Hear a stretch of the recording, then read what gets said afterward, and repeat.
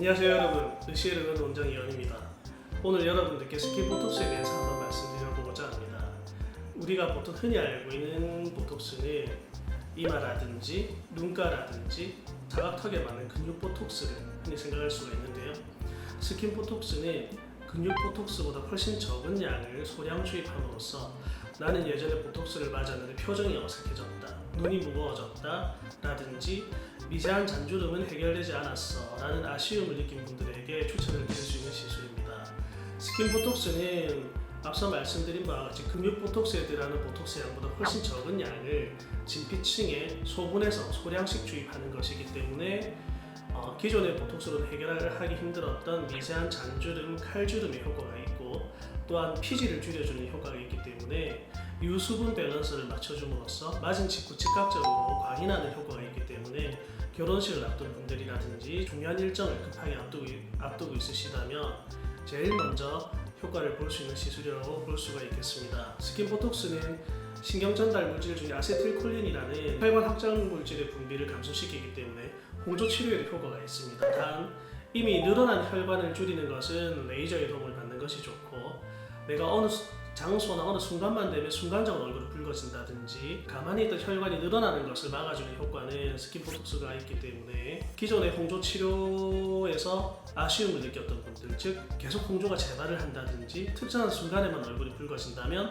당연히 스킨 보톡스가 도움이 되겠습니다. 따라서 홍조 치료를 할 때는 V빔, 퀀터 오퍼라와 같은 혈관 레이저와 스킨 보톡스를 컴바인해서 시술을 받으신다면 훨씬 효과가 있다고 볼 수가 있겠습니다.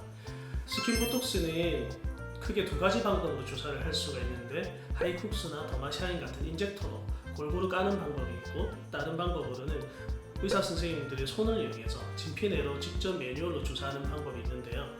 아무래도 저는 손으로 직접 주사하는 것을 선호하는 편인데 그 이유는 사람에 따라서 표정이 다양하고 좌우 비대칭이 있고 또 리프팅의 효과를 주기 위해서는 전체적으로 골고루 까는 것보다는 그분의 얼굴형에 맞게 디자인을 해서 들어가는 양의 강약을 조절해서 시술하는 것이 시술 효과를 극대화할 수 있다고 저는 생각하기 때문에 저는 손주사를 고집하는 편입니다. 단 손주사를 할 때는 진피층에 정확히 타겟팅해서 넣어야 되는 게 중요하기 때문에 조금이라도 깊이 들어가게 된다면 우리가 원치 않는 근육층에 도달을 하기 때문에 조금 부작용이 있을 수 있기 때문에 항상 굉장히 집중해서 하는 편이고 시술하면서의 통증은 마취연고를 적절하게 도포한다면 시술 시간은 5분에서 10분 내로 얼마 걸리지 않기 때문에 큰 통증 없이 간편하게 받을 수 있는 시술이라고 볼 수 있겠습니다.